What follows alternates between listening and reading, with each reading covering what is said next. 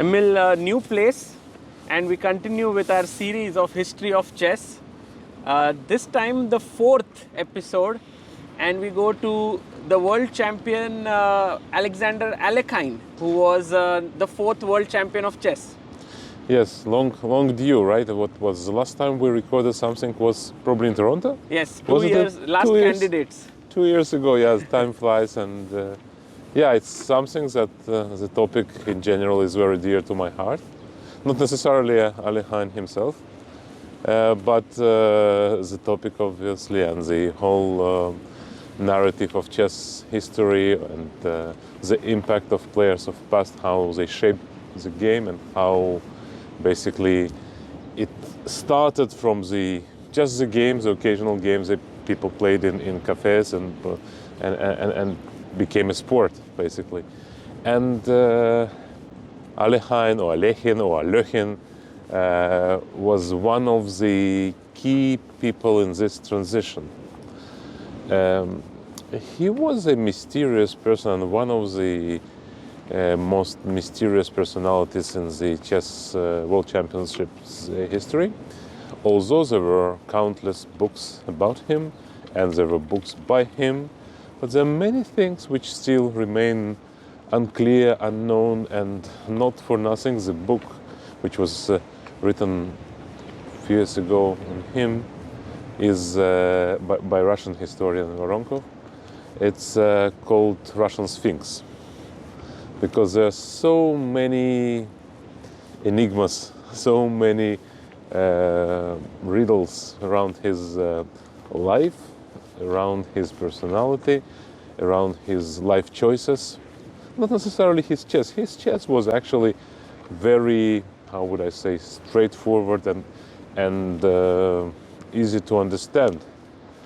It was mighty, it was powerful, it was a combination of excellent, by that time, opening preparation, plus amazing feel for initiative, dynamism. That's so clear, but as a person, Alekhine still remains somewhat mysterious, and I would think that some of the mysteries would never be resolved. I'm actually curious to know more about these mysteries, but firstly, he was born in 1892. Right. And he was someone who, as you said, was looked up to by many great players. Like maybe when Gary was growing up, he said that he studied Alekhine's games. So these are few things that I know about him, but I would love to know more. He beat Capablanca to become the world champion. But what is it about him that you feel is so mysterious? First of all, how he grew to prominence. He was not a child prodigy. He started to play, he learned, as history goes, he learned a game of chess at the age of 7 or 8. But he was not fascinated or captivated by the game. And only at the age of 12 he started looking at it seriously. So he had an elder brother who was a good player. Not a top player, but really good player who later participated in some official events like Russian amateur championships and so on. I would say maybe his brother was first category player or second category player, so was decent. But Alekhine himself was not a child prodigy at all. If you today speak of the kids who are at 11 or 12 already, like almost GMs or GMs at 12, he was not. But by that standards, like was Capablanca maybe more? Yeah, that's a good example. Capablanca was much more of a child prodigy, and Capablanca basically beat the Cubanese champion of the time already by the age of 12 or 13. He was already champion of Cuba. And when he moved to America, he very quickly rose to prominence, and I think he was maybe already a top-level player at the age of 16. It just took time because the competitions were very few and he didn't have a chance to prove. For Alekhine, the story goes a bit differently. He starts taking chess seriously as I said, at the age of 12, more or less. So, and then he quickly progresses, but still he's nowhere near the top at the age of, let's say, 18 or something like that. First of all, it has to be said that both Capablanca and Alekhine were lucky to be born in privileged families. Both of them were in a wealthy families, and they had an ability to travel, which is rare. By that standards, was very rare. So, example, Alekhine could travel to Germany, which was a sort of a capital of the world chess in that years. Really? Yes, we're talking. Why exactly? Because of. There were several factors. First of all, there were many good players living there, and there was a club life, chess club. A lot of smaller tournaments in clubs, organized chess clubs. Let's say in Russia, you would have a club in St. Petersburg and Moscow, but not very active in terms of organizing tournaments and so on. It became a feature a bit later. I thought France might be more, no? No, France was not a capital at all. I mean, it's even, you cannot compare. In Germany, you had it. In almost every big German cities would have their so-called Congress, it was called. And they had it in Hamburg, in Munich, in Baden-Baden, in Düsseldorf, in Berlin. So you name it, basically. Was it because of Lasker, maybe, or? Lasker was part of it. Another part of it was a thriving Jewish community, because Jewish players were more or less half of the all top players in the world by that time were Jewish. It came from the fact, I spoke to it, I think, when we discussed Lasker or Steinitz even, that Germany was the first one to, let's say, to reduce all the restrictions on Jewish populations in the 19th century. And many people moved to Germany and to Austro-Hungary, which is neighboring, and sometimes they would move from, let's say, Vienna was one of the capitals. Okay, technically it was not Germany. I mean, it was Austro-Hungary by that time. So a lot of populations there, like Karl Schlechter, for example, they were also, Tarrasch was in Germany. Tarrasch actually had not less of impact than Lasker, maybe, because although Lasker was a German citizen, but he would spend a lot of time in England, for example, and also he would not be much into chess writing. And Tarrasch was writing a lot about chess in newspapers. And he was a prominent name. He was highly regarded as a mentor of entire chess Germany. So to cut the story short, the first trips of Alekhine are connected with Germany. I think he played his tournament in Düsseldorf, some sort of Düsseldorf Congress, right before the match Lasker-Tarrasch, which was partly held in Düsseldorf as well. It was split in several cities, but that was also in Düsseldorf. And we could see Alekhine being already sort of promising young star, but not a superstar. Let's say a young Russian from a noble family with a interesting style of play already by that time, but nobody saw him as, you know, a world champion or future huge star. And we are talking about 1910, so it's already, we're talking about when he was 18 years old or so on. So around this time he was not yet seen as something special. For example, 1912 he participates in Russian championship.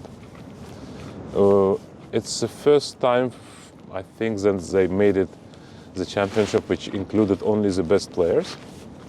Chigorin already passed away by that time, and they had only the best players of the country.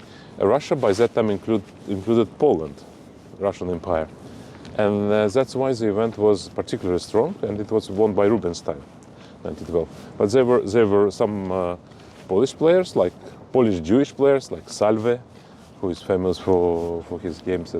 I think there was Rot Levy. There was young Levenfish who was participating there. And Alekhine also participated. And he didn't do anything especially remarkable. I think he finished in the middle, maybe small minus, maybe 6th place, 7th place, something like that. So he was, so 1912, Alekhine is 20, and he is not on par with Rubinstein at all. But Alekhine was a very, very, very ambitious young guy. It's not that he was like, okay, I play chess, I'm coming from a wealthy family, I enjoy my life. Not at all. He was always very ambitious. And all the stories about him, all the recollections of his mates from school, high school, or partners in chess, they always have this recurring topic of Alekhine being extremely ambitious to the point being unbearable and at times outright obnoxious. So there was a lot of, he had the spirit of a competitor which is probably haven't been equaled since even. And something like Fischer maybe, no? Fischer was more talented. Fischer was by 15 already one of the top players in the world. But the spirit of fight. Maybe. I can't really compare. Yeah. Now, when we talk about the mysterious, the mystery starts even from the very name, because the tradition always had the Alekhine as Alyokhin, and let's say the e4 knight f6 is Защита Алехина in Russian. Nobody says Alekhine or Alyokhin. It is only. What is it called? Alyokhin. No, but Защита. Защита is defense, but they call it Alyokhin.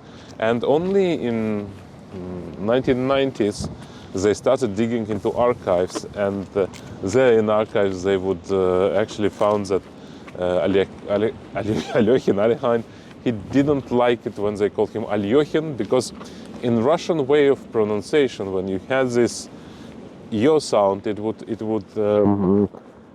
point out that the person is not from the noble family. And Alekhine is. Is it true? Or? Yeah. So he should have been referred not Alekhine, not Alyokhin, but Alekhine. But the tradition had it a different way.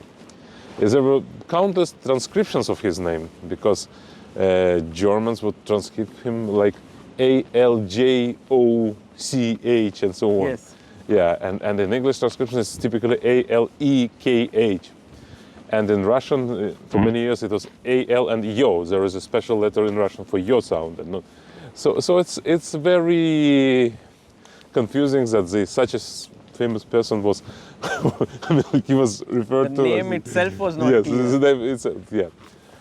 So time goes by. 1912, we mentioned he's still at the end of 20. Okay, one of the best players in Russia, but clearly not near the top.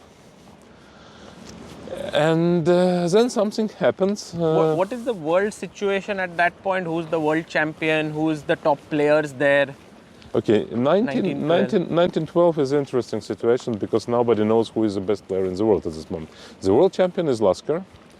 Lasker, the last match he played was against Schlechter in 1910.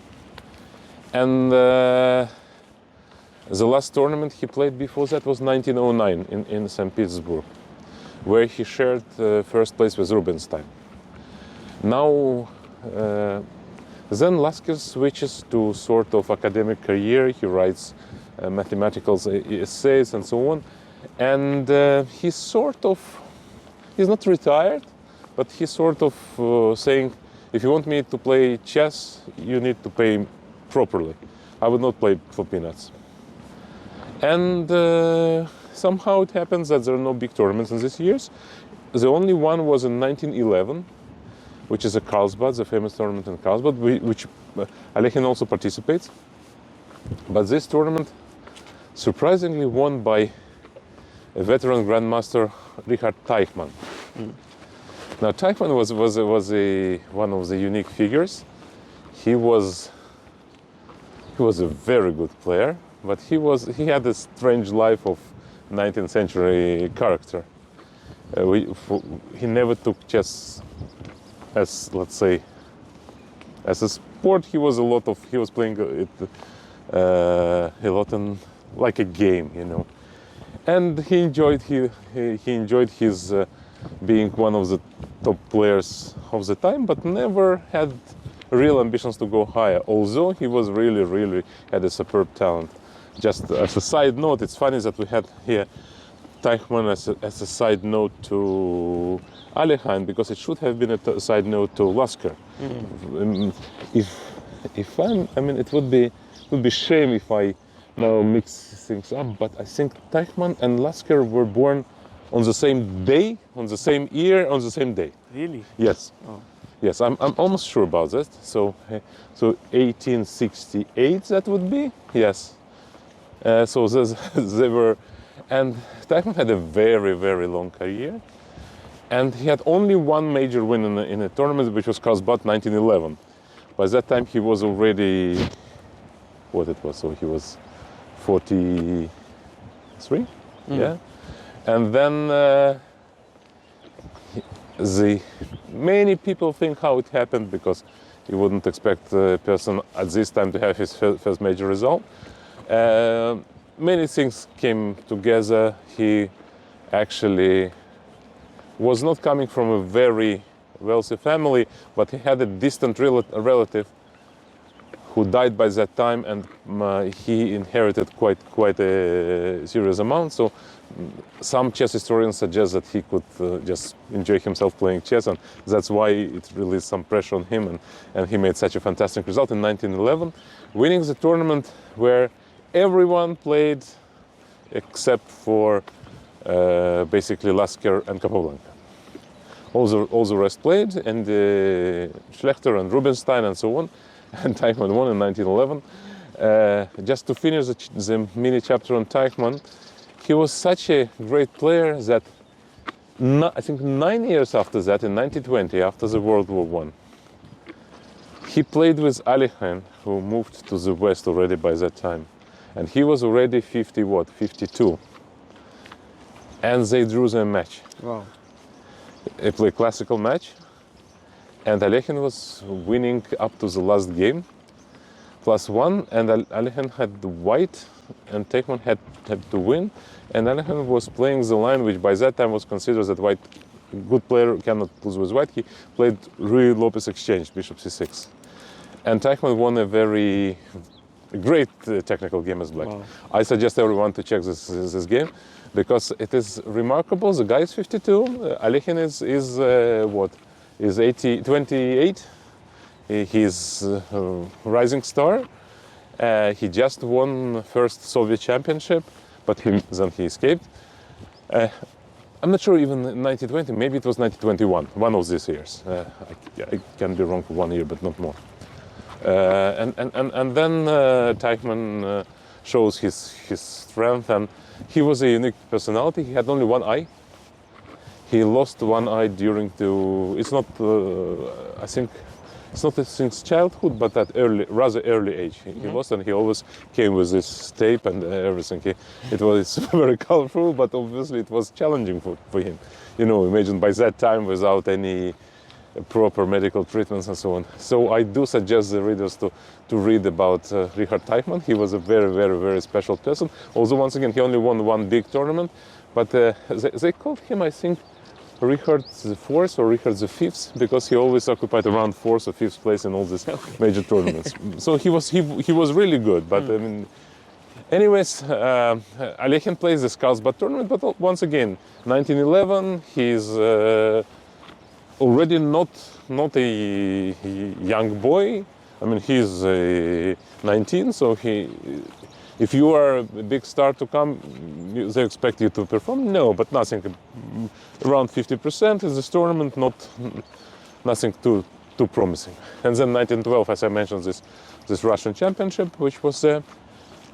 And then suddenly something happens. I think this period was not investigated well enough. It reminds me a bit of Jesus Christ, where everyone knows what happened to him when he was a child, how he was born and so on. everybody knows all the stories when he started growing to prominence, but nobody knows what happened 30 years in between. So this is the period also of the First World War. No, not yet. Not yet. Not yet. So 1912. 1912 to 1914, it's where Alekhine makes the breakthrough, because in 1914 he already plays in St. Petersburg, famous tournament in St. Petersburg with Lasker, Capablanca, and so on. And there he excels. There is a big round robin tournament from which he qualifies to top 5, and he makes to top 5 final, and there I think he finishes 4th or 3rd or 4th. So it was Capablanca, Lasker, and maybe 3rd was, yeah, Marshall and Tarash, and Alekhine was 3rd. Yes. So suddenly within 2 years something happens that he is suddenly competing, if not on par with the 2 best in the world, but clearly, let's say, Rubinstein didn't qualify for the final, and other top players also. So if we look at the best players, then it would be Rubinstein, Capablanca, Lasker, yeah? This period. Let's say if the results 1909 to 1912, Rubinstein was the best player in the world. A bit later, so Capablanca. Before the tournament in St. Petersburg in 1914, people expected it to be closely contested between 3: Alekhine, Capablanca, and Rubinstein. All the rest seemed to be like different leagues. Already Alekhine was considered. No. Lasker, Capablanca, and Rubinstein. Lasker, right. Yes. And Alekhine, it was even a huge surprise that he did qualify for the final stage. And indeed, something must have happened. There is no enough evidence to suggest what exactly, because it's not like Alekhine played a string of tournaments where he in consequence went from average top 20 player to top 5 player. But that's what happens indeed. And we may attribute it to his passionate work on chess. As we mentioned, he had this option because he was not... he didn't have to earn his living. He was doing well. During that time, do these players have any trainers, coaches, or it's how do they improve? Like someone like Alekhine, just books, or even books were not too many? By that time, it was not common to have any trainer. Very, very rarely they would meet to play some sort of sparring games. Let's say I remember the story which was told to me by Professor Dudakov, my old-time friend who passed away several years ago. He was a famous chess historian. He digged some and found some correspondence where Lasker mentions that before the 1914 tournament, Lasker didn't play for a long time. And he called up, who was that? Was it, I think maybe it was Alapin. I think it was Alapin. I may be wrong, but Alapin, I think, or Alapin or Schiffers, but I think maybe Alapin, but either Alapin or Schiffers, to train with him towards the tournament. And the training was actually mainly that they would play some games and then analyze them together. And in one of these games, the famous F4, F5 idea happened. You remember this game in exchange Ruy Lopez, which Lasker won against Capablanca? That's a very famous, like you give up the E5 square. Exactly, yeah. So this one happened in one of their training games, and he learned this pattern in this preparing. Yes, that's actually quite a story behind it. By the way, this move F5 now by modern engine standards doesn't seem very good, or I don't know if. I was trying to look at it recently. I didn't check, but I think no, I don't remember that it was refuted or something. No, I think it was good. Later, it was also played by Fischer in one of his games in this live. So, anyways, but that was exception. I mean, mostly for 99%, they would either study with themselves or not study at all and just play games and just learning by doing. And I think Alekhine was exceptionally productive by studying the game. In these years, he didn't have many people to study with in Russian, because maybe Levin Fish was the one who spent with him quite some time analyzing. In early years, when he was growing up, he was studying with Dus Kotymirsky, the famous player. Many know him as a person who coined the name the Dragon. Others know him because his name is unusual, and Yes. you know, and he was a player, quite a player by himself. If you remember, I think in the 1909 tournament he beat what? He beat Lasker maybe there? Yeah, 1909. But still, I mean, it was 99% your own work or your countless games that you play, and then you master all this. Because books, there were no good books. I actually read about Nimzowitsch, who wrote in one of his My System books that he started looking at his own games and bound some papers together in between. No, not his own games, some tournament games he took, and then he would write the analysis in between. He would put pages in between and try to analyze. Maybe that was some way in which people would work. Yeah, there was no. Prior to Botvinnik, there was no systematic work on chess for anyone. Botvinnik was the first one to actually sit down and describe how it should be, and that's one of his main, I think, contributions to the way how chess developed. We will talk later about it when we speak about Botvinnik. But don't you think even Alekhine was like that? Because I've read that when he faced Capablanca in the match, he went really well prepared, studying Capablanca's all the games and so on. So why is Botvinnik considered like this patriarch of chess and not Alekhine? Because for Alekhine it was more preparation for a particular opponent in a match rather than a general preparation of how systematic work should do. I mean, it's and also because Botvinnik was the one who also shared it all, his methods, what he believes it should be, and for Alekhine we just know something that yes, that he collected the games of Capablanca and analyze it, but that's normal. It's not about systematic work. You prepare for the match of your life, of course you do it. I think even Lasker did it when he played with Tarash or somebody else. So there was at least some work before, but this one, I mean, still from 1912 to 1914, something had happened. Again, this mysterious Alekhine. So he was doing that, and another particular thing about Alekhine, he was, that was the age when you would think that he would go out, meet a partner, spend some good time in, I don't know, in nice places. He had money, but nothing. He was very focused on because this. He was around 22 years old. Yeah, that's the age, right? I mean, but no, he was totally focused on chess. And in 1914, he is already saying to one of his friends, I got to start preparing for the World Championship match with Capablanca. Wow. And the friend says, wait, Lasker is a world champion. And he says, no, but I will play with Capablanca. Oh. Yes. He could already sense that Capablanca will beat Lasker. Right. Wow. Right, and Capablanca, amusingly, Lasker and Capablanca become close friends in 1914. They're only 4 years difference in age.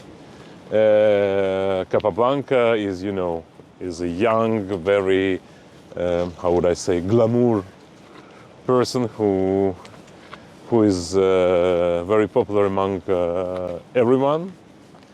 And Alekhine is his best friend in Russia, because Alekhine comes from a noble family.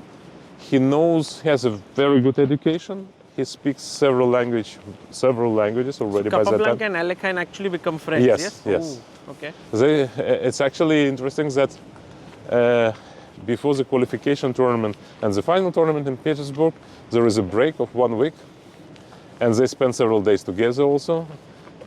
Maybe prepare something, maybe just spending time in St. Petersburg, and they were good friends. Actually, and then it became one of the biggest animosities in the chess history. Really? Wow. Yes. Okay, I want to know about it. How Yes. did it happen? Well, how did they befriend? It's clear. Yeah, two young boys. I mean, one is at that time 22, another is 26 probably. Yeah, and it's 26. Capablanca was born in 88. So very natural you spend time in some country where you know very few people, and you have one who is rather close to you by age, and very good chess player already.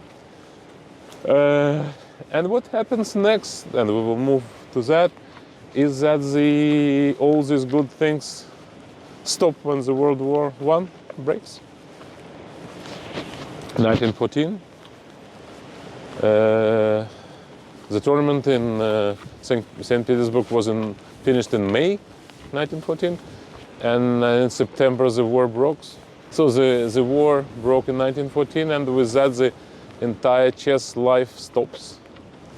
What happens is actually quite unique for Alekhine as well, because at that time when the war starts, he is in Germany again, playing a tournament in Mannheim, a small, not a big city in Bayern, where he and several other Russian players are participating, including Bogolyubov.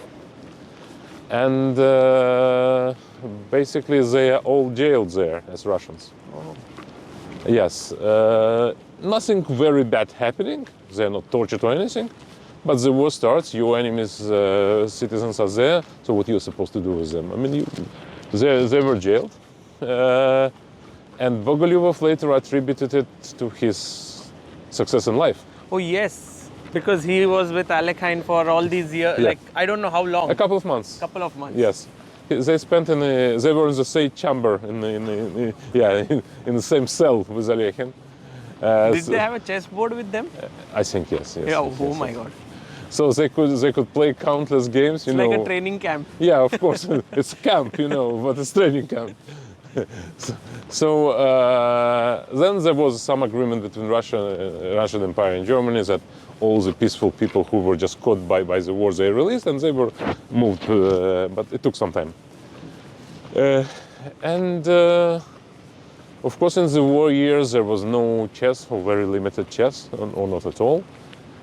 But that's a good connection to today's time, because what happened now with COVID and with all rise of the prominence of the young generations, that would happen also to Alekhine and all those who knew how to work on chess without meeting others in tournaments and so on, they progressed. Oh, interesting. And so actually there is a precedent to what has happened recently. In a way, yeah. And on the contrary, many people stalled just because they couldn't do anything and they couldn't participate. And Alekhine, Bogolyubov, and many others who were actually fond of working on chess and knew how to do it by themselves, they progressed. And when the war is over, we see that some players are on decline, in particular someone like Rubinstein, for example. Okay, it's not the only factor, but that's one of the leading factors. And some players are already have shaped up their chess, the openings, they had time to work on it, to analyze games and so on. So very quickly it becomes clear that Capablanca should play with Lasker, because Lasker, by that time already over 25 years, the world champion. And the agreement was struck in 1920 that the world championship match should take place in 1921. Maybe we should pause here. We could continue. Or maybe we can go to the cafe. Yeah, let's yeah, because it's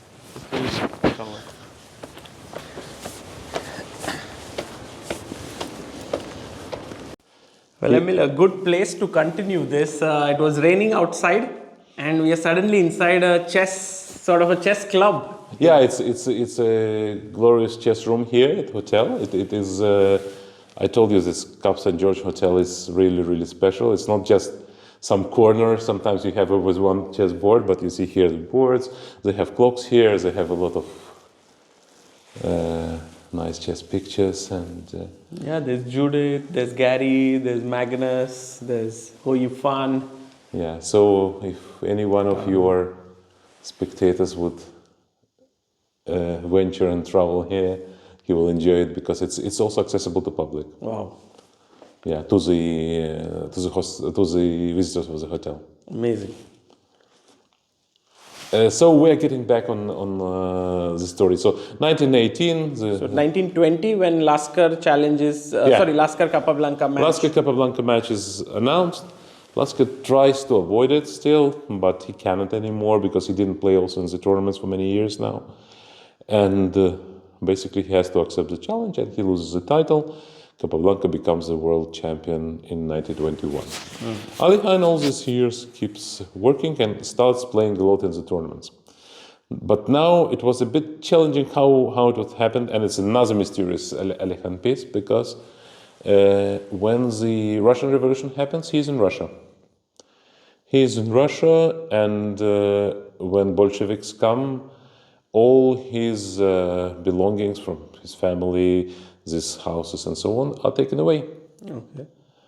That's how it worked by that time in Russia. You were not supposed to have, wealthy people who would own lands and houses and so on. And his family is losing it. It's not like he lost that much because, once again, they were not super riches, but they were noble family with their house, with their lands and so on. So it was quite a blow. Alekhine, though, didn't intend to leave Russia immediately. It was unclear for many people what's happening, because many people were also unhappy with the Tsar and with the lives there, and many people hoped that, okay, now new people would come and there would be good changes in life. Also, in particular, it has to be said that by 1917, it's not that the revolution came out of nowhere. When the war started, Russian economy, which already was not doing great, started collapsing, and things were really not good by, let's say, 1917, 1916. So some people saw it as a positive change. Not sure if Alekhine did, but anyways, he didn't escape immediately, and he stayed in Russia for more than 3 years. Then he even was in time to win the first Soviet championship in 1920. Wow. Yes, and that's funny. Okay, technically it was not called the Soviet Championship because Soviet Union technically was pronounced in 1922, because it was called Soviet Russia only, and many republics still didn't join by that time. But retrospectively, the historians and it was agreed that 1920, it was called All Russian Championship, chess championship, was considered to be the first Soviet championship. So when they count who was the first Soviet champion, this is a championship of 1920. So technically Alekhine is the first Soviet champion. Yes. Wow. Yeah, 1920 he won the title rather convincingly, although not with a huge margin. The second place was Romanovsky, the famous player from St. Petersburg, who later participated in many championships and won, I think, 2 of them. There's also a book written by Romanovsky, yes? Many, yeah. He was a very prominent, and I think the gap was only 1 point. So it's not like, but okay, clearly he was the strongest. And then strange things happened because Alekhine was a law student. And but he never actually formally, let's say, was a doctor. You know, they called him. He called himself, and then later started Dr. Alekhine. And the historians later actually found no evidence that he ever got a doctorate degree from anything. So because at that time there was a lot of mess, now the evaluation is that he did study law. He did know. Of course, and he had a first degree, but he never was really a doctor. Oh. But in these messy times, it was easy to Maybe Alekhine loved titles, yeah. Like he was trying for world title. He liked doctors. So maybe this ambition led him to that. Anyways, the strange things keep happening. In 1920, he finds one lady who is much older than him, which is visiting Russia from, I think, I'm not sure which country she was from, and they quickly marry, and on these grounds they get a permission to leave Russia in 1921. And I don't know the details. I remember there was a dedicated review of that, if it was a fictitious marriage or if she believes that he loved her and so on. But the fact remains the fact that after they cross the board, basically they part their ways. Oh. Yeah. She was from which country? I can't remember now. So is it Alekhine had 3 wives. Yes. All of them were much older than him. And the saying goes that he was not particularly interested in women at all, or not men. I mean, he was not very. He just was focused on chess. Yeah, on his ambitions, yes, on chess, and yeah. But the fact is that when they leave Soviet Russia, which was difficult to leave at these years, you had to have a special permission to leave, and he got the one granted based on the fact that he was married with a foreign citizen. And it happens that he remains in France. Now, once again, getting back, Alekhine was a multi-talented person. He may have been not a very nice person, but multi-talented. He spoke very well French, German, and English. I mean, like all 3 languages in full proficiency, and it was easy for him, of course, to get along as any or almost any Russian from the prominent family at that time. They would study French in their childhood. It was very common among Russian nobles to have a nanny who would be native French to teach their kid, and French was his basically second language, but German he also picked very early because he spent a lot of time in his youth playing in Germany. And English later he picked, but you could even see his recording, he spoke very, how would I say, upper level English. With a lot of, you could see that it was studied by the books and not by the street. So he was really talented, and he was really into that. And he moves to France. He settles in France, and people are happy about him being there. First of all, France was the point where all or most of Russian noble families moved after the revolution. Paris at that time, a lot of cultural life is going on, composers and painters and all sorts of art galleries. It's just fantastic time between the 2 wars, and everything is and chess, and he is as a chess champion is highly regarded. He is of course known to be already one of the top players in the world and champion of Soviet Russia. And what happens that there is a certain, let's say, limbo in his whether he will stay in France or he'll get back to Russia, what to do. But Russians wanted him to participate in 1925, the first Moscow International Tournament, the big one.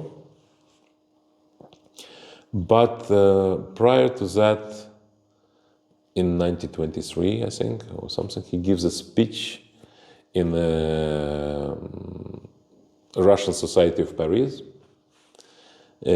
speaking of basically his hopes that the revolution will finally fail and Russia will be democratic and so on. And since then, he's seen as basically as an enemy of Soviet Russia. If previously in all the correspondence about the tournaments and so on, he was regarded like Russian player, they then start calling him basically a betrayer and traitor. And he's seen as someone who is not of our, I mean, we want to distance ourselves. But Alekhine doesn't care. He was, once again, he was very egocentric, and he had his focus. And already by that time, he starts building expectations to challenge Capablanca. Not easy because I think in 1922, Capablanca sets up, after he beats Lasker, he sets up, I think in London, it was in London 1922, after the tournament in London 22, he sets up conditions for what should challenger be able to raise in order to actually challenge him in a match. $10,000, yeah? 10,000 golden dollars, which was called. By that time, there was two sort of dollars. Golden dollars, 10,000 golden dollars would equal to 18,000 regular dollars. Oh. Because by that time, there was a strange situation with currencies. Prior to World War I, there was quite clear system how currencies are measured. Let's say £1 equals to $3, and $1 equals to 3 francs, and so on and so on. But because of the World War I, a lot of things became, fragile. And the inflation, everybody knows that in Germany the inflation was just horrific. And in France it was also felt. And in US it didn't, but there was a golden standard, let's put it, for dollar, which they set at this 10,000. And the rate of golden dollar compared to regular dollar was changing. So $10,000 was equal to $18,000. It was a huge money. I can't exactly say in nowadays standards what it was, but I would believe that it would be somewhere around $500,000 maybe, because there was various ways to measure it, whether it's by wages or costs of real estate or cost of living, it's or just inflation added, but it was a huge amount by that time, and no players like Nimzovich, who was aspiring, could afford to run, and even for Alekhine it was very difficult to raise. And he starts doing something that brought him both fame but also money. He starts touring the world with all sorts of simul exhibitions and blindfold exhibitions. Now, blindfold is also an interesting story. That's how later Alekhine recollected he got attracted to chess. First time it was when Pillsbury, the famous American player Harness of Pillsbury, impressed him back when he was in Russia in 1902, when Alekhine was 10, when he was giving a simul blindfold. You're a kid, and nowadays kids already, you cannot surprise kids, everything is like, but by that time it looked like a wonder, So, and he then recollected how impressed he was, and he started touring and giving simuls of the kind as well, collecting money, raising the support, and at the end of the day it helped him a few years later into 27, but it took a bit of time also because in 1924 there was a big tournament in New York. When we spoke about Lasker, you remember I mentioned it as one of his amazing performances. 1924, Lasker is what? He was born 68, so he's 56. And he wins the tournament ahead of everyone, including Capablanca, who finished second, and Alekhine, who finished third. So it was difficult for Alekhine also to claim that he is clear second in the world, because he was not clearly. He plays a lot, he plays in Germany, he plays in France. He cannot go to Russia, as I mentioned. Years pass, but he slowly gains his fame, and in 1927, so-called, they call it like candidate tournaments, more or less, in New York happens again. And Capablanca, it reminds me a bit of Magnus Carlsen's story with freestyle. He is a world champion, but he basically decides who he invites. Capablanca doesn't invite Lasker, because they are bitter enemies, and Lasker is amazingly good still, but he doesn't invite him to this tournament. And he invites 5 other players to compete with him, one of whom is Alekhine, to determine who would be his challenger. Oh, wow. Like a candidate. Like a candidate. And actually he plays in it himself. He plays it himself, but on the conditions that if a person wins it, he will also play with Capablanca. If the person is second, he will play with Capablanca, but still the money, he has to find this money.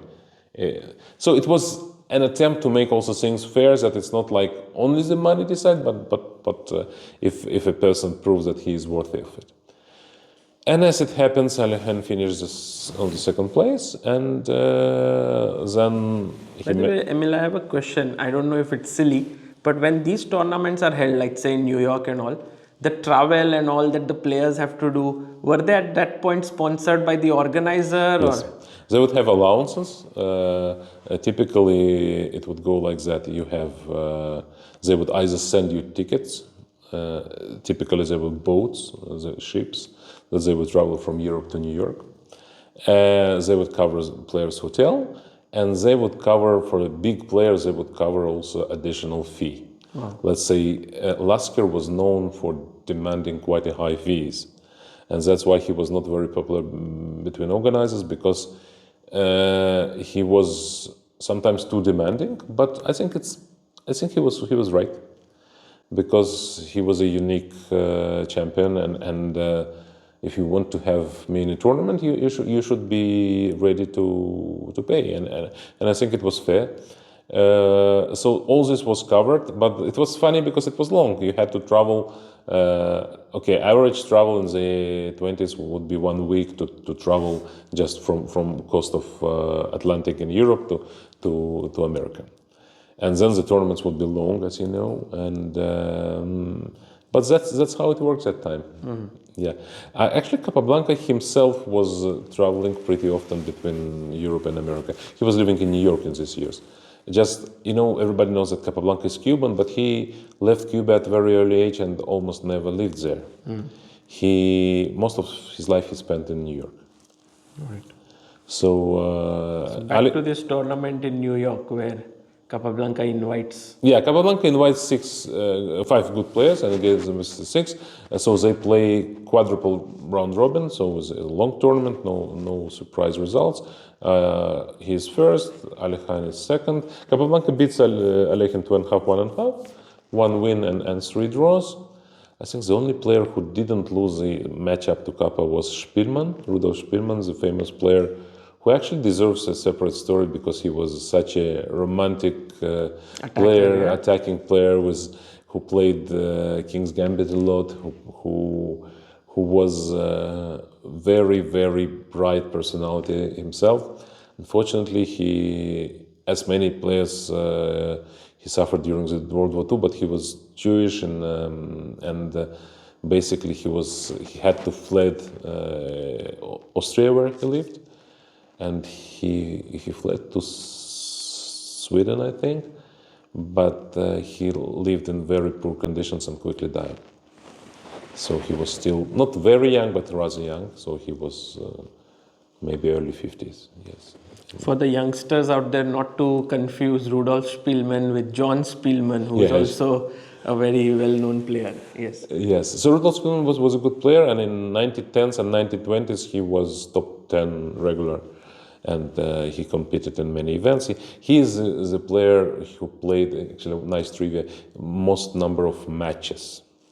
Because by that time it was very difficult to organize a tournament. You need to bring so many people from all over the world. The correspondence, just imagine the correspondence. You send a letter, you wait the letter, sometimes later there was a confusion also when, let's say when I think was Lasker with Capablanca exchange letters. One of the reasons that the correspondence stopped, that one of them claimed that the letter never reached him. And it is possible that maybe it was an excuse, but maybe it was possible.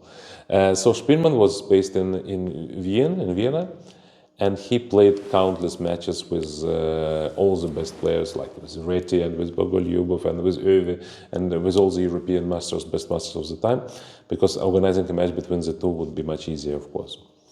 And Spielmann loved playing. Anyways, he was a very good player, and he held Capablanca to 4 draws, I think. But all the rest, there was also Bogolyubov, there was Marshall, and one more. Who was the 6th participant? Was it Reti? So Capablanca, Alekhine, Bogolyubov, Marshall, Spielman, and one more. I don't remember. Was it Tartakovere? No, Tartakovere played in 1924. Marotsi, no, he played in 1924. Maybe Reti was the sixth. It's not critical. It's just trying to remember, but I'm not sure now. By this time, if I'm not wrong, FIDE also came into being, right? 1924. Yes, but so they didn't have at that point the right to organize world championship. No, not at all. It was even not close to that. It even didn't pretend to have. It was at the beginning. It was just a union of some 15 countries who just started. They didn't have sponsorships. They didn't have funds. Only later, at the very end of 1920s, they started organizing the World Amateur Championships, and then they started doing something which attracted good players. So the first FIDE champions by that time, at the end of 20s, beginning of 30s, was Bogolyubov and Euwe was a champion. So already good players. But no Capablanca, no Alekhine was involved, and it was a bit later, let's say, 5 years later from what we're speaking. Anyways, 1927, the match. Alekhine managed to secure sponsorship. From some Argentinian people, yes? Yes, I think it was popular to use a subscription, so that somebody would donate, and he also collected some money from the simuls, as I mentioned you, and he had something to save. And anyways, he puts up the necessary prize fund to play the World Championship match in Buenos Aires in Argentina with Capablanca. The match to 6 wins. Very similar to what Kasparov-Karpov match was. Absolutely. The funny thing is that prior to this time, Capablanca didn't lose 6 games in as many years. I mean, for Capablanca to lose a game, it would be something that many people would be, like, it was sensational. You cannot compare it to maybe in the best years of Kasparov, maybe it was similar, and Petrosian maybe. So he would not lose more than 1 year. Wow.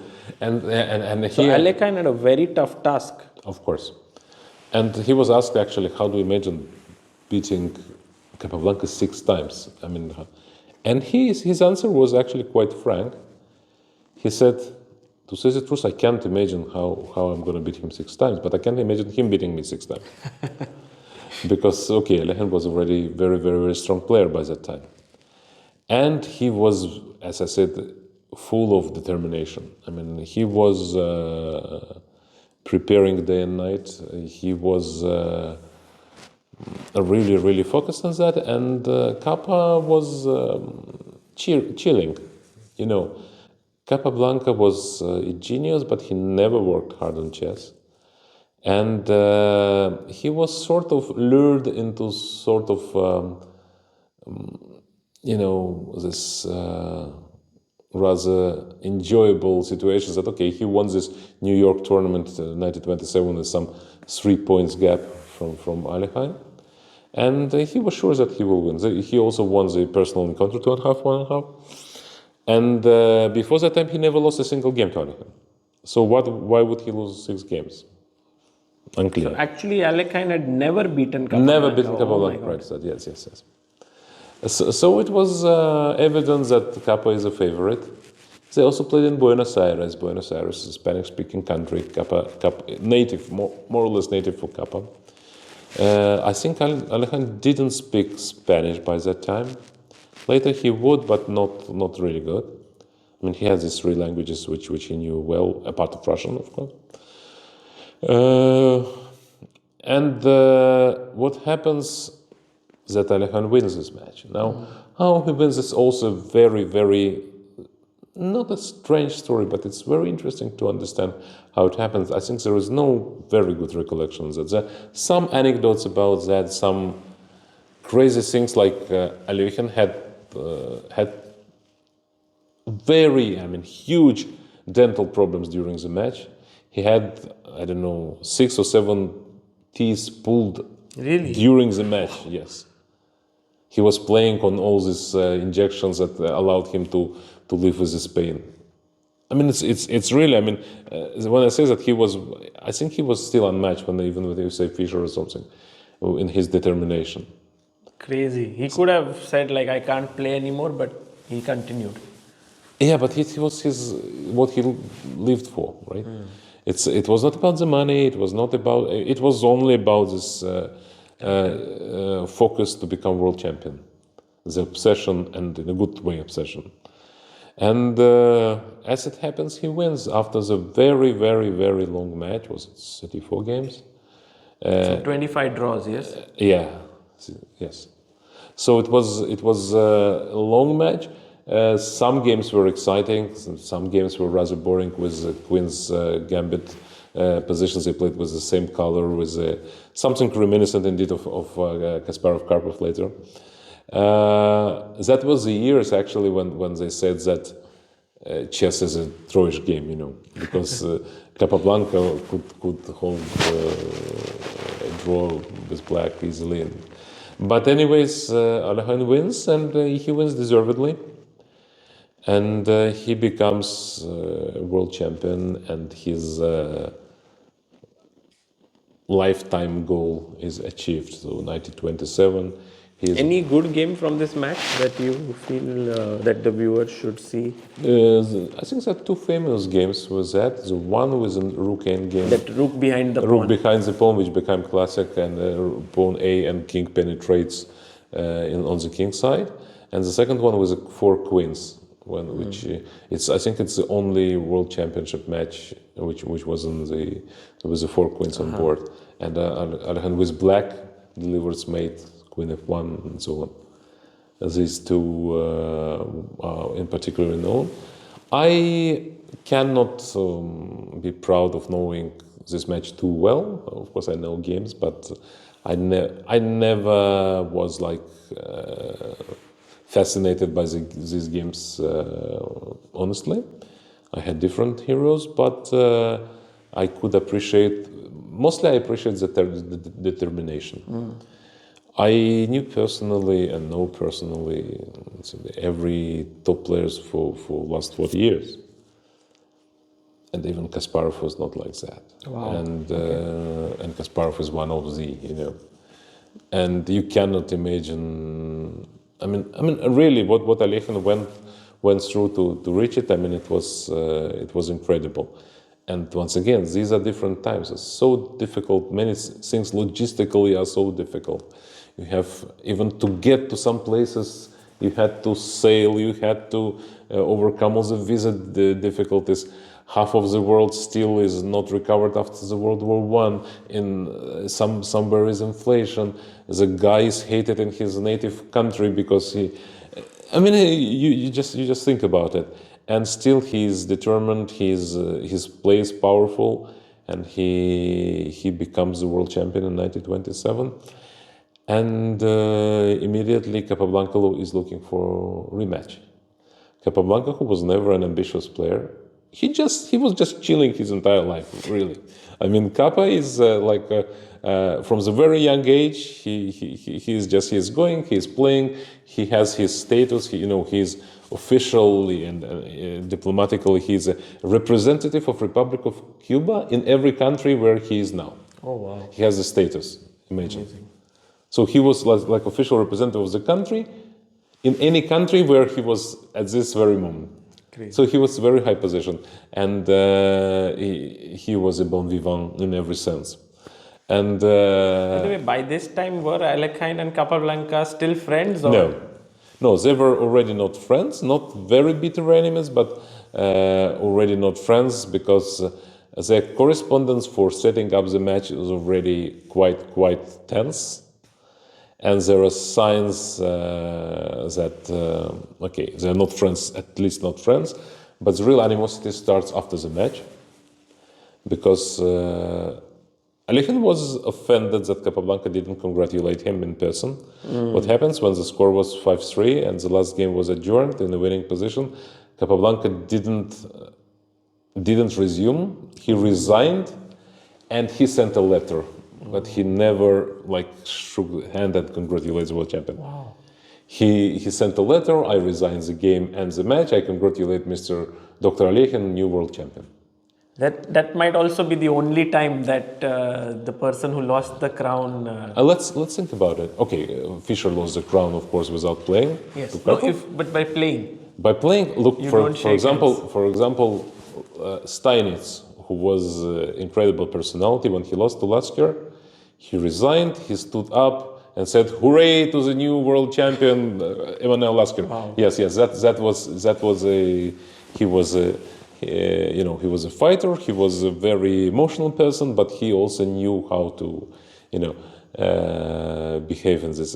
Yes. Then when Lasker lost to Kappa, there are not many. Actually, I think Lasker also wasn't very, let's say, gracious. Yes, gracious in his defeat, because he resigned the match early, as you remember. So there couldn't be a final game because it wasn't clear it was a final game, right? You understand, yeah? They were supposed to play longer, but he resigned the match before the end of the match. He lost the fourth game, so it was 4 losses and 10 draws, I think, yeah. And he just resigned the match. So there was no some sort of ceremony of the kind, I guess. Even Alekhine himself, as passionate he was, he behaved very graciously in his defeat versus Euwe. In 1935. 35, yes. Anyways, we are back in 27. Alekhine is a world champion. Lifetime goal is achieved. But he doesn't stop. He doesn't stop, and he keeps working on himself. He keeps competing in the tournament. He is still very passionate about chess. It's interesting because he doesn't lose his motivation. Nowadays, I can see it with what is happening with the world champions, that perhaps gaining that title, which was so important, Alekhine didn't collapse. Exactly. That's what I wanted to say. Of course, you can attribute it to the passion for the game. And that's true. He was very passionate about that. But it's probably the title itself was worth so much. It was that he wanted also to be like emblematic champion. And what happens is a string of victories with huge margins, which were almost unseen in chess. If we talk about the period from, let's say, late 20s and beginning of 30s, he crushes his opponents. It's not like he's for 3 or 4 years, every tournament he is just dominant. Sanremo, Pasadena, Bled. These tournaments he's like 3.5, 4 points ahead of the field. Wow. And these are good players: Bogolyubov, Nemtsovich, Reti. Really good players are there, but still they are not in competition with Alekhine. Capablanca tries to secure the match back, but Alekhine is not in a hurry, and what's more, he's sort of how would I say? He declines it not in a very good faith. He uses reasons not to play. He says, "I promised to Bogolyubov that I will play with him first time." Now, it has to be said that it's not like Bogolyubov is some coffee house player who wants his right to play. Bogolyubov won this 1925 tournament in Moscow ahead of Lasker and Capablanca with a huge score, I can't really remember, but huge score. It was at least 1.5 difference, and if not more. And then Bogolyubov wins a very, very strong tournament in Bad Kissingen. Maybe it was 27, maybe 28, ahead of also all the best players apart of Alekhine, Kappa, and Lasker. All other best of play, and he wins. So by that time, Bogolyubov is clearly number 3 in the world. And Alekhine says, "Okay, I promised to Bogolyubov, and we will play the match." And they play the match. Bogolyubov by that time lives in Germany already. If you remember, I mentioned that they were jailed. Oh yeah. Now, for Bogolyubov, it was the best thing that happened in his life to be jailed. You know, it's about fortunes and misfortunes. You may think how misfortunate he was, but actually, he learned to really play chess because Bogolyubov, I think he's a bit older than Alekhine. And if we say that Alekhine was not superstar, Bogolyubov was not a superstar at all. He was not even a star. After this one, he starts gaining in power at rather late age. And not only that, he meets the daughter of a prison owner, and he marries her. Okay. They fell in love, he marries her, and he moves to Germany. So he was, by that time, already living in Germany, also disappointed with the Soviets. Contrary to Alekhine, Bogolyubov didn't come from the wealthy family. He didn't come from the noble family. His father was a priest, and basically he had no direct clash with new order in Russia. But the problem was that he said, "I'm the best Soviet player now. I'm a Soviet champion." After Alekhine left. And he expected some sort of a support, and it didn't happen. He was a bit unlucky because Krylenko and all these things which happened later just were not there yet, because Russia was collapsing after the civil war, revolution, and so on. And they didn't treat Bogolyubov with any special respect. He obviously deserved. And then they didn't. When he asked something to help him, they never helped. He didn't ask for anything outrageous. And then said, okay, then I will leave to Germany. What to do? And he leaves to Germany and starts playing well. When it happens, 1925, he's still considered to be a Soviet player, but he already resides in Germany. He wins this tournament in Moscow in 25, and then tries again to persuade Soviets to help him. You see how good I am. I'm beating Capablanca, I'm beating Lasker. Still nothing happens, and he is disappointed, and he moves finally to Germany and settles up there. And then they play the match with Alekhine, for which Alekhine was criticized because he didn't make Bogolyubov to collect as much money as he wanted from Capablanca.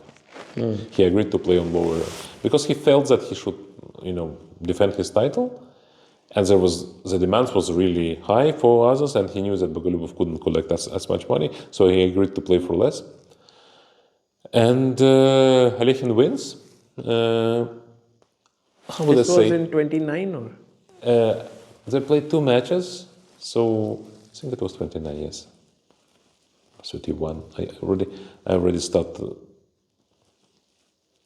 Yeah, I don't want to. The second match was 34, I think. So the first one was 29, I think. Mm-hmm.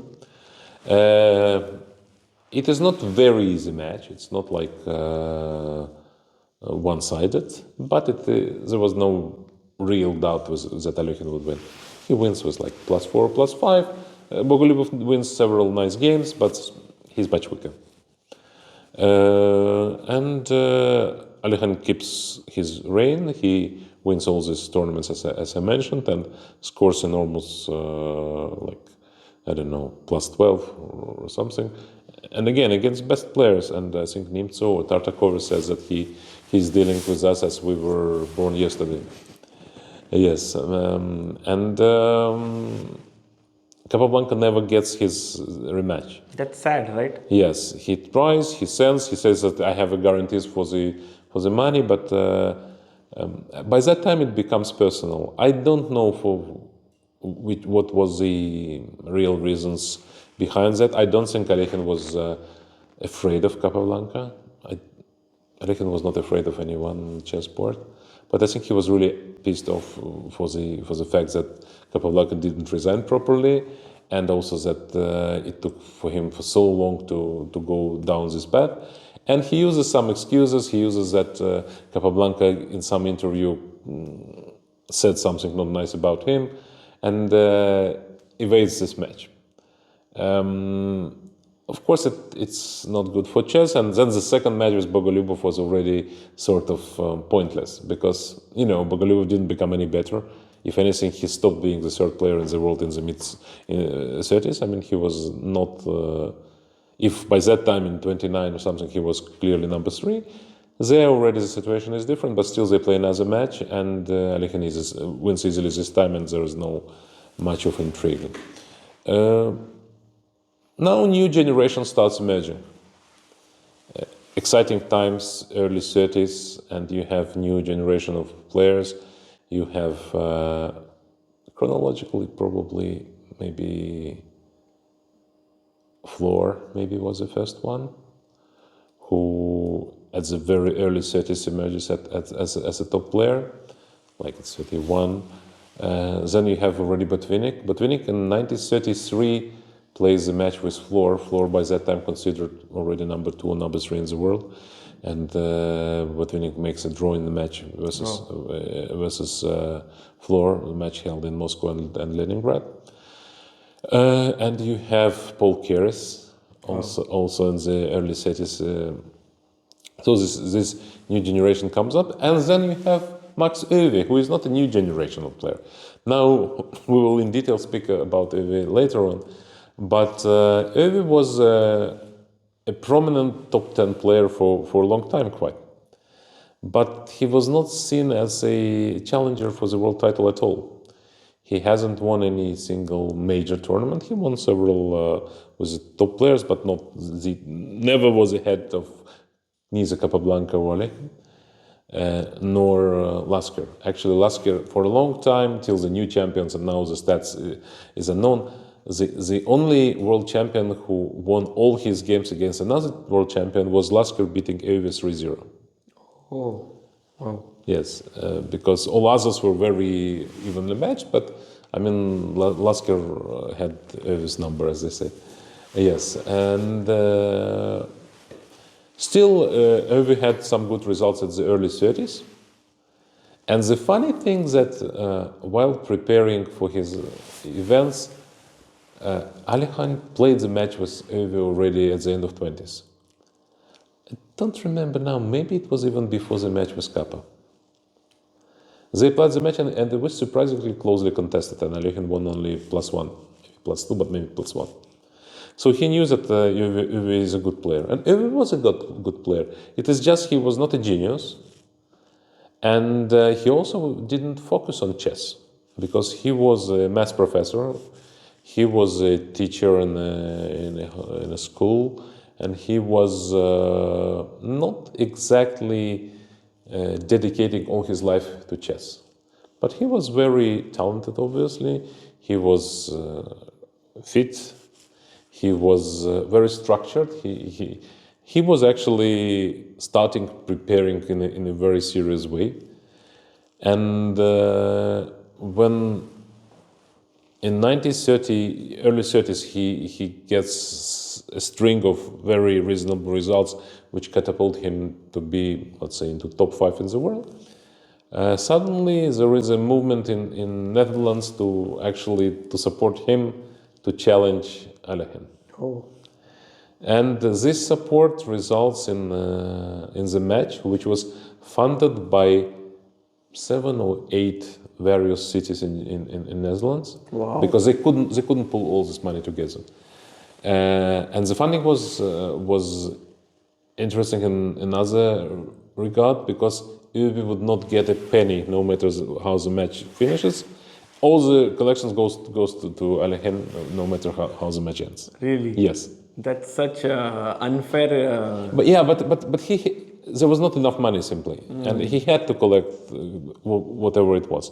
Of course, he hoped to collect more, but when it turned out that, and he writes a letter to Dr. Alekhine that it would be my great honor to challenge you. The amount is such and such. We cannot afford more, but what it is, whatever we collected, you will get it. So Euwe was not at all interested in money. He was like, let me play the match. Well, he was interested in a way, of course, but if he would leave something to himself, he wouldn't manage to. So he felt it would be a proper way to deal with that. And Alekhine accepts it. And probably he doesn't take too serious. Although I remember well the description of his conversation, I think with Flor.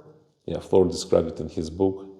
That Flor, who was friendly with Alekhine, because Alekhine helped him in the younger years to get invitations to the tournament, he spotted at him in some cafe playing blitz, and he saw that he's very talented players, and then he initiated his invitations. And they were not exactly friends because there was an age difference and also status difference, but let's say Alekhine was someone Flor looked up to.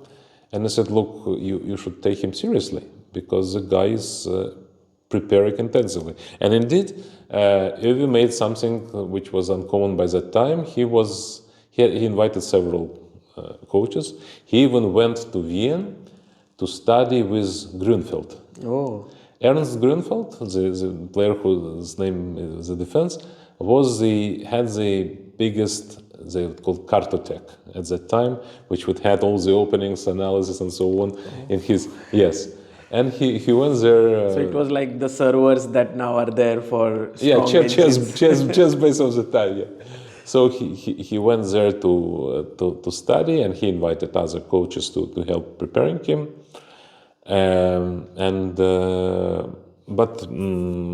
Basically, Alekhine replied to Flor something like, "Okay, all this preparation would help like an injection to the dead."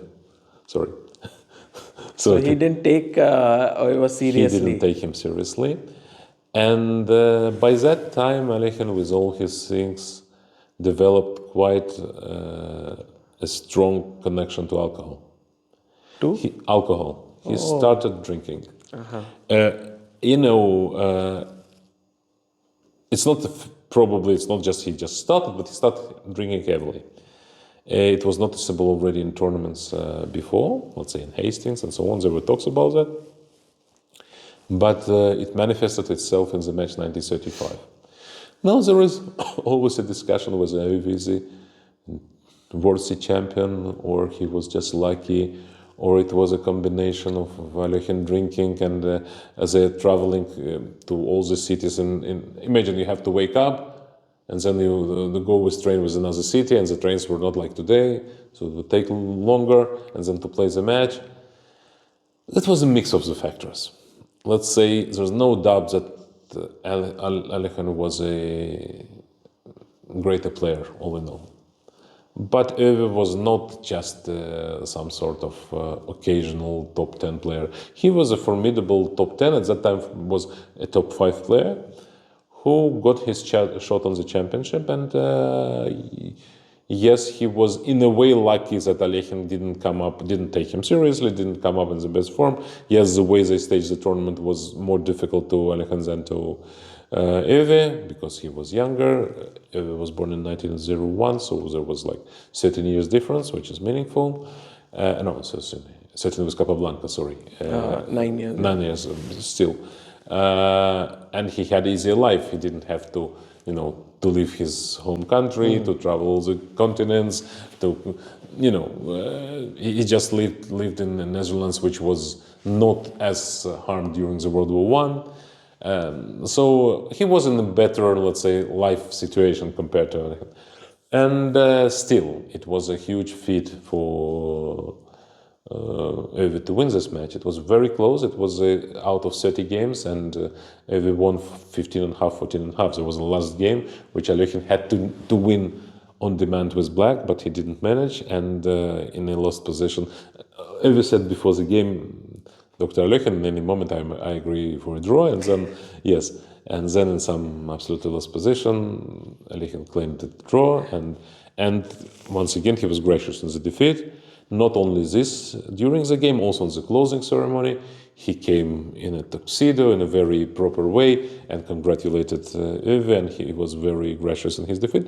Although, once again, throughout the match, we saw different Alekhine who was drunk up to bringing his cat to the game. Really? Yes. And letting the cat to touch some pieces. Oh. Yes. And by the way, Alekhine was known for his cats as well, right? Yes. This was something that he loved. He loved cats. Yes, for some reason, many said that he loved the people less than he loved his cat. Oh. Yes, because Alekhine didn't have real friends.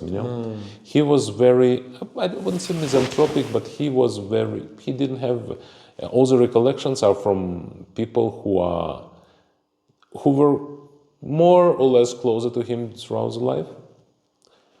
There were people who enjoyed his company and he enjoyed theirs, like maybe Flor, like Tartakova, but there were no friends. It's like colleagues. Maybe people admired him, but no one loved him. Yes, and it was like that indeed. So he was also in his personal life, as I mentioned to you, and also there it felt like he was maybe this focus, this egocentrism was playing the role in that, but the fact is that Alekhine was always this sort of solitude, and if we take a step forward, he also died this way, right? So we will reach to that in a few minutes. So this 35 match, Euwe actually played some good games. There was this one peace sacrifice game which is very famous.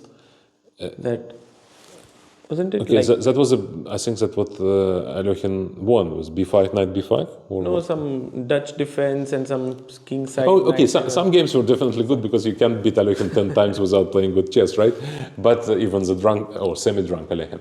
Let's not take away from Euwe's achievement, but also let's take it in proportion, because there are two, ways to look at that. One says that okay, Euwe was just lucky, and another say no, he's a great champion and all this stuff. No, it's in between.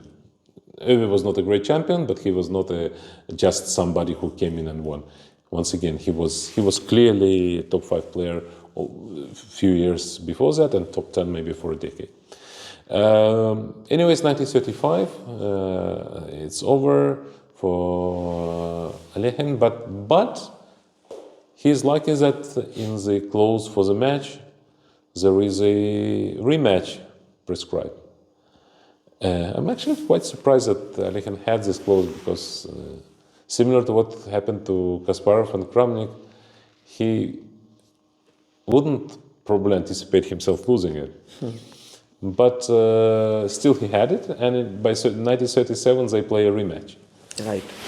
Some things happen in between, and also Botvinnik recollects that they saw totally different Alekhine already in 36. So he gave up alcohol. Yeah, he gave up alcohol. He started drinking milk during the game. Yes, there are famous pictures drinking milk. Later, Fischer would be drinking milk during the game. By that time, it's different. It's difficult to understand now.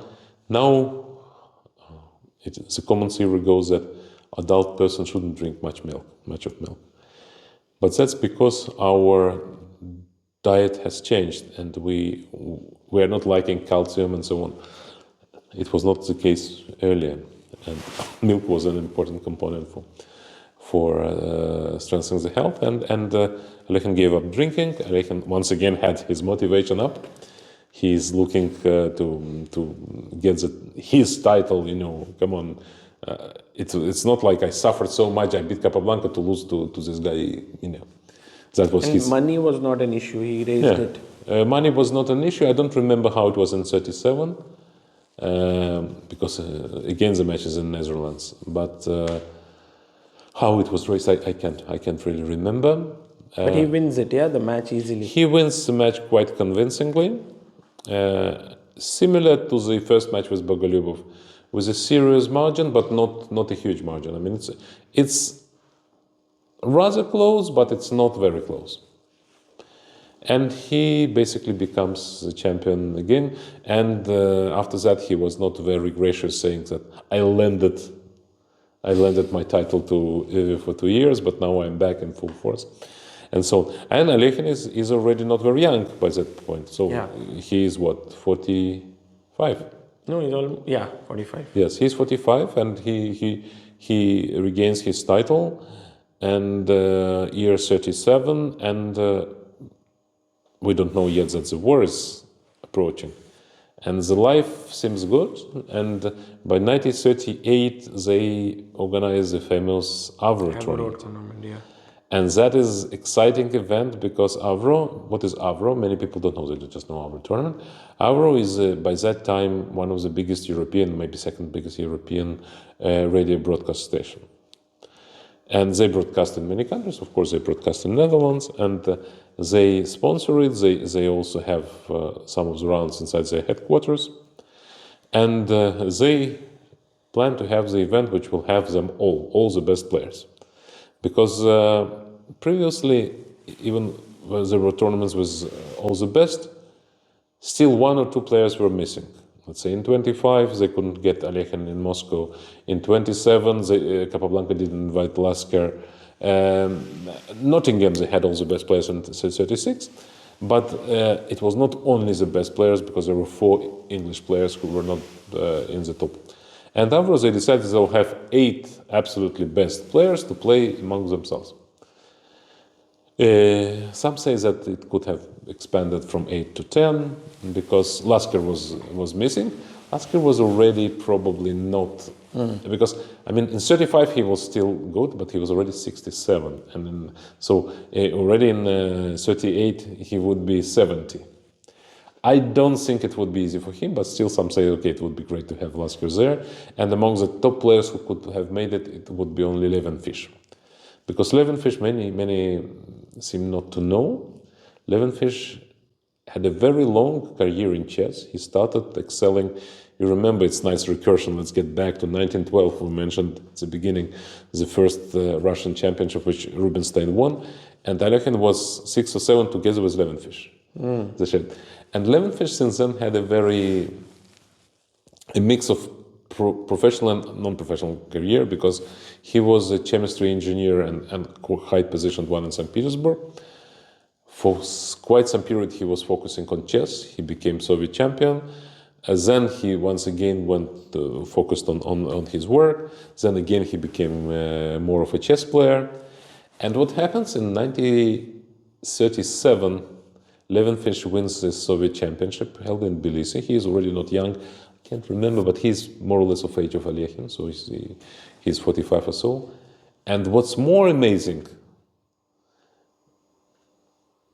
he challenges, or Botvinnik challenges him for the title of the best player of Soviet Union, because Botvinnik didn't play that championship, and by that time Botvinnik is very much the only hope of Soviet chess to win the title. Other players still are either from the previous generation, like Levenfish, or too young, like Smyslov.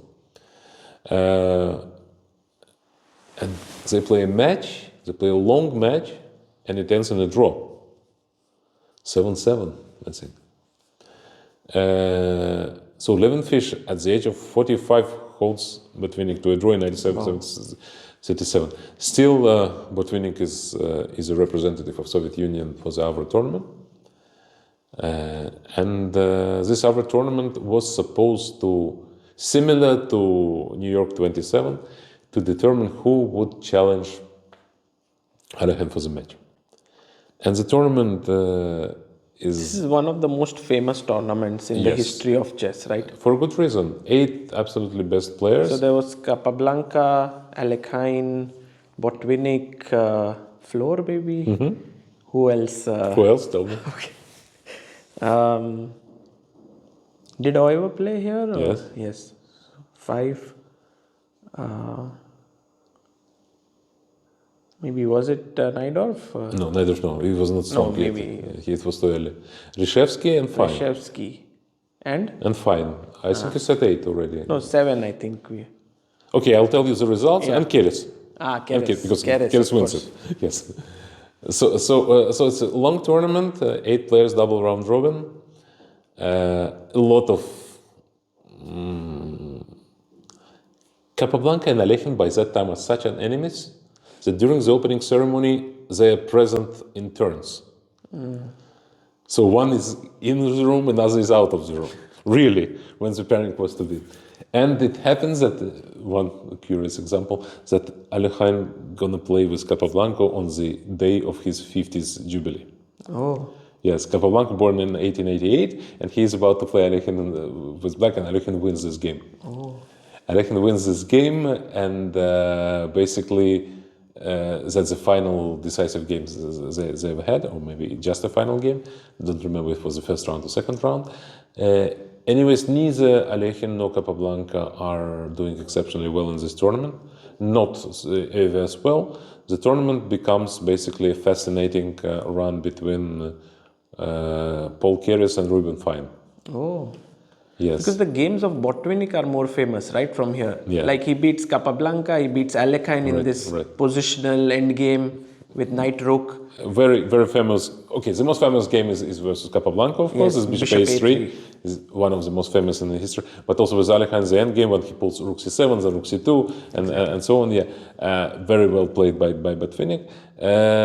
Fine had a beautiful game also against Botvinnik. He wins it in French. Keres had a remarkable win over Alekhine, I think. But yeah, Botvinnik's games are most famous, and they are actually most didactic, I would say, for a reason they are. But Botvinnik finished only third, and the first and second shared by Keres and Fine. But it is clearly awarded to Keres. Somehow it's a bit odd, but similar to some candidates before, in years 2016 and so on. There's no tiebreak, there's no playoff. I mean, Fine had a better tiebreak, and he is awarded the win. Keres awarded the win, and Fine is second. And Keres has an opportunity to challenge Botvinnik. Sorry, Alekhine, right? Alekhine, yes. Yeah, Alekhine, and but he has no money. Basically, the point being that Keres cannot find in Estonia, the small country, the funds necessary to host it. Even for Euwe, it was not easy in Netherlands, bigger country, more wealthy country. And suddenly, seeing that, Botvinnik comes to meet Alekhine to play the match with him. Oh. And it is a bit strange story because Alekhine, to remind you, still regarded as a renegade, as a traitor. So how to do that? So he takes with him Flor. Alekhine asks Flor to accompany him to have a meeting with Alekhine. A, because Flor is in good relations with Alekhine. B, because he would be sort of... it would not be just two meetings one-on-one with a person who is considered enemy of state. Flor is from? Flor is from Czechoslovakia by that time. But very soon he would move to Soviet Union because the war starts and he needs to move. And they have a negotiation with Alekhine. And Alekhine agrees to play in Soviet Russia with Botvinnik. Oh, wow. Yes, and the year is 38. But it's dangerous, no, for Alekhine to go there? Yes, but he also understands that he reached he's not young anymore. He's ready to take this risk because he understands that probably if there would be guarantees for Soviet government, he would be allowed. But Botvinnik sends a letter to the very high Central Committee of Communist Party, and he gets a reply. It's very interesting. Botvinnik writes in his memoirs that he gets a reply from Molotov. Molotov is number 2 in Soviet hierarchy, foreign minister, saying if Grandmaster Botvinnik would like to challenge world champion Alekhine, we would not object, and we will be ready to host it. Wow. And Botvinnik mentions that I always felt that it was very nice of Molotov, but later I read this telegram or this letter with the voice of Stalin, and I realized that it was actually his style and his personal instruction to go for that. Wow. Yes. So it is believed that it was approved by Stalin himself to bring the match into Soviet Union, and that Alekhine would be allowed to play. And the negotiations start. The negotiations go very difficult, also because you need to secure was the, let's say, to have Botvinnik secured, Alekhine secured, and Alekhine starts being worried, and what he proposes, he says, I'm happy to come to Russia, but let's do first part in Russia and first part elsewhere, the second part elsewhere. Now historians say that because he is still worried that if the match is finished in Russia, they may not allow him out, and he knows about all this Stalin terror already going on. And if the match is still going on, they cannot just stop him. And so it stumbles, and then the war. The World War II starts, and you cannot really even think of having a match for quite some time. But then something happens which is quite outrageous. Alekhine starts collaborating with Nazis. And that is a dark page of his biography.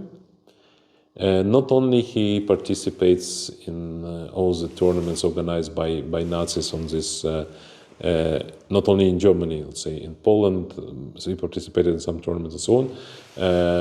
The tournaments are basically under the direct patronage of a governor of the tournament of these occupied territories on behalf of Hitler. Alekhine gives simons to the German Nazi officers, and later he publishes series of anti-Semitic articles in Pariser Zeitung, the German language articles in the magazine, which is in the paper, which is released in France. Speaking of how Jewish players basically contradict what chess is, he comes up with a theory which was not invented by him. But he very much doubles down on it, that all the Jewish players are playing, instead of playing creatively and sacrificing, they're just looking to get some pawn or to get some material advantage and to cash it in. Basically, ridiculous articles, and obviously he was, let's say, under certain pressure to write it, because he was too smart person to do it.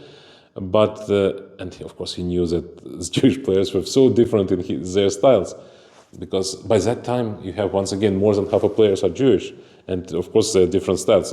Botvinnik is one style, Fine is totally different style, is attacking player, and if you speak about the past, and Lasker is a third style, Steinitz is, and all they are Jewish, of course. Spielmann is one of the prominent attacking players, also Jewish, and Tartakover is another.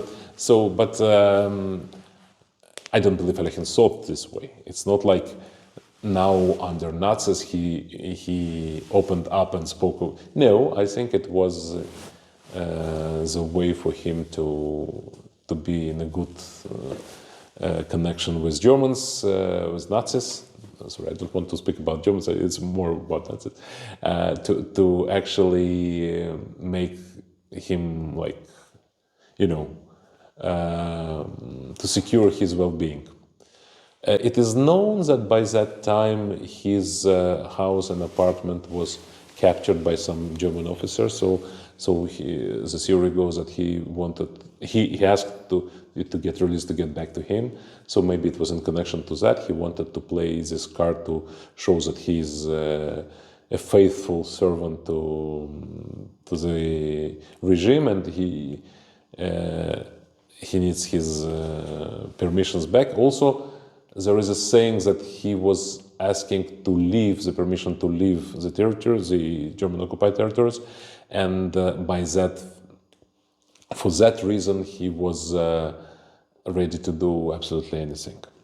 Anyways, these letters and this whole narrative, of course, was very badly taken all over the place. In Soviet Russia, they had a meeting of Soviet Chess Federation where the head of Soviet chess, who was also Jewish by that time, he said to Botvinnik, "You are Jewish and I'm Jewish. So how are you going to play the match with the person who expresses his way and so on?" Botvinnik was not less focused than Alekhine on his goal. And he said, I need to actually to show that he's wrong, and to regain title and so on. But the match doesn't go on, of course, as the championship. What's more, for the tournaments, for the first tournaments of after the World War II, Alekhine's invitations are revoked. Oh. Up to, I think there was a demand of the English Chess Society to revoke Alekhine's invitations to Hastings, and there is a story that Alekhine is, who is by that time resides in Portugal. He asks not to. I mean, he asks the permission to play, and he is not allowed to play. Now, why in Portugal? Because during the World War II, all the European countries were very, very involved, a part of Spain and Portugal. Spain, they still had the civil war, and the consequences of the civil war still were very strong. The civil war was over by that time, but Franco was in power, and there was they had their own problems there, and they were not involved. And Portugal was even further away. So they were rather remote. I mean, today you have a flight, but it was. Alekhine settles down there, first in Spain, then he moves to Portugal. He plays with local players, and some of them later grow to strong grandmasters. Let's say Pomar, the player who played with Alekhine when he was 12, and he drew with Alekhine when he was 12. I think he was still the youngest player, maybe 12, 13, to draw with the world champion in competitive game in such age. Anyways. That's more or less the end of a story of a chess journey for Alekhine, because in 1946 he is found dead in his room in the hotel in the Portuguese city of Estoril. And that's one more mystery, because till now nobody knows what happened. There is a very strong theory that it happened not due to his health reason, but somebody wanted him dead. Oh. He was just 54. Yes. But that time Capablanca also died at the same age. So it was not exception. And Alekhine was drinking, and Alekhine was overweight, and he was alone all these years. I'm for one, I don't believe in the conspirology, so I believe that it was natural. But there are some that say that it could be some either KGB or somebody standing behind it, because he was really annoying many people by his actions during the war and his statements. We don't know that for sure. We know that by, let's say, 1946, imagine there would be a match, I think he wouldn't have a chance versus Botvinnik, because imagine Alekhine didn't play any serious chess from 1938. He played on the Nazi-controlled tournaments in the beginning of 40s, very weak events. Apart of him, there were only a couple of strong players. Unfortunately, Paul Keres, with all his good reputation, he also was a part of it. But to his credit, he never made any statements, and B, you have to understand, he's coming from Estonia, and by that time it was not clear who was worse, Stalin or Hitler. So I can say that, he could have been smarter not to play in a Nazi-organized tournaments, but anyways, Alekhine didn't have much of practice, and I think he wouldn't have stand a chance versus Botvinnik in 1946 had he played. But he passes away once again in a mysterious way. The only world champion to have died as a world champion. Right. And he leaves a very mixed legacy. The war is still very fresh. People are still very unhappy with what he's published. At the same time, nobody can deny his greatness. his games are studied, and his let's say his reputation as a player is still very, very high. I mean, he beat Capablanca, who is a genius. He was absolutely unbeatable in the early 30s. He won countless tournaments. He brought a lot into chess, this dynamic chess, this powerful chess where you can shift from one side of the board to another one. That's Alekhine. Previously, the game was much slowly paced, and here he was really in this way. He was, if not a revolutionary, but he really brought a lot into the game. And then suddenly some things change, and it's changed thanks to Russia, which is a dominant superpower. There is a strategic decision that stop here. We don't call him renegade more. We don't recall his publications in Nazi papers. We will consider him a great Russian chess player. Nice. And that changed the narrative like overnight. And already in the beginning of 50s, you start having Alekhine memorials. They start speaking of Russian chess schools coming from Chigorin and Alekhine now, not only Chigorin, but Chigorin and Alekhine. And they start publishing books, his selected books, and where all the negative sides are, let's say, shadowed, but all the positive sides are. And he becomes suddenly a hero of Russian chess. Very interesting. It is very interesting. Very nice in a way, right? Or what would you say? I have mixed feeling about it because he was used basically, because now he was silent. He couldn't say that, okay, I still oppose to Soviet Russia using my name. And suddenly they brought him on a banner as a hero, I wonder what feelings Botvinnik had about it, because of course he had known it. But I think the first big Alekhine Memorial Tournament is 1956 already. It's a big one, and since then there have been a lot of literature. Someone like Alexander Kotov penned a lot of books, both on his life and on the chess side of it. There was a movie on Alekhine, a very popular movie, which was screened in Russia and was watched by dozens of millions of people. It was called White Snows of Russia. And the narrative was totally different. The narrative is that due to some life circumstances, Alekhine left Mother Russia, but his whole life he wanted to go back. Yes.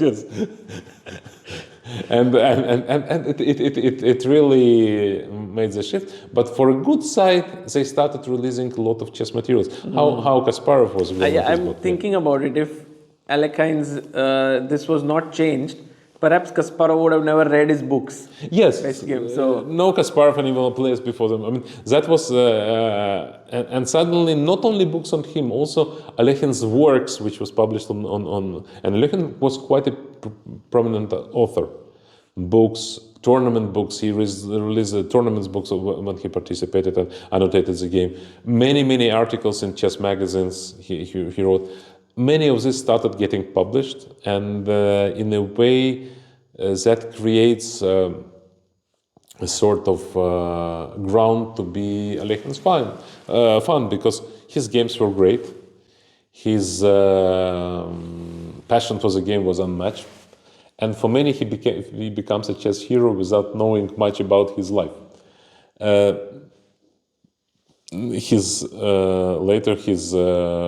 place when he's buried in France becomes sort of special in this cemetery in Paris.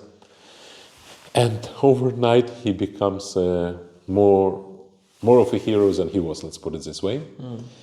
I have a very mixed feeling about him. Not because some Jewish issue, mostly because, entire his life he was ready to sacrifice everyone and everything just to reach his objective. It was absolutely like, in a nutshell, nothing apart his interest at this very moment would interest him. Luckily, his interest was focused around chess, so we as chess players, chess fans, greatly benefited from him for his. But many people around him suffered. His 3 wives, each of whom he left, and not in a good way, suffered. And he had no friends for a good reason, because probably it was impossible to be friends with him. It's not like he was totally bad person. Once again, when someone was clearly inferior to him, he could be charitable and nice and help, like in case with Flor or case with Lilienthal. Also, he helped Lilienthal, found him in one of the ones. So Bogolyubov, maybe. Maybe Bogolyubov to a certain extent, yes. And I don't think that Alekhine was anti-Semite himself. He was just playing his card, and that was what he did. But in general, of course, he was a person that hardly suits you as a role model. It's rather he was opportunist in too many ways. And one thing that to be said to his defense, that he never spared also his own self into the success. I mean, he needed the sacrifice to become world champion, and he was sacrificing his teeth, his health in general, his financial situation, putting it all to get there.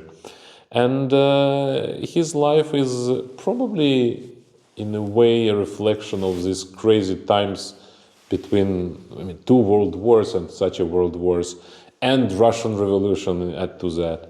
And it was, I think, he was not a happy person.